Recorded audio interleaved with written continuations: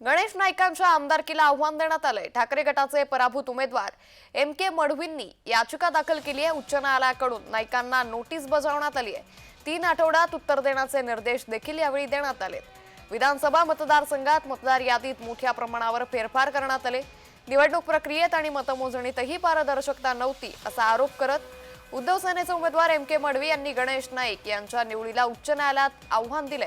उच्च न्यायालयाने नाईक यांना नोटीस बजावून 3 आठवड्यात उत्तर देण्याचे निर्देश दिले। त्यामुळे या पुढील कारवाई कशा पद्धतीने असणार, सुनावणी कशा पद्धतीने असणार हे पाहणं महत्त्वाचं ठरणार आहे। तर गणेश नाईकांच्या आमदारकीला आता MK मडवी यांनी आव्हान दिल्याचं पाहायला मिळतंय। या संदर्भातली याचिका त्यांनी उच्च न्यायालयात दाखल केलेली आहे। त्याच संदर्भात न्यायालयाने गणेश नाईकांना नोटीस देखील बजावली आहे। या संदर्भात अधिक माहिती घेऊयात आमच्या प्रतिनिधी कविता लोखंडे यांच्याकडून। कविता, गणेश नाईकांच्या आमदारकीला आव्हान देण्यात आलंय, काय अधिक माहिती?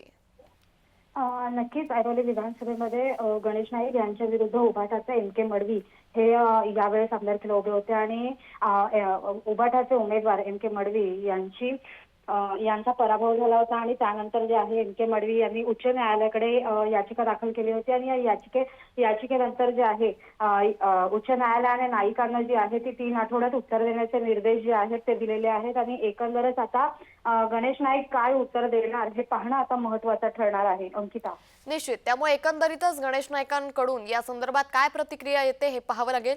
धन्यवाद कविता, आपण दिलेल्या सविस्तर माहितीसाठी।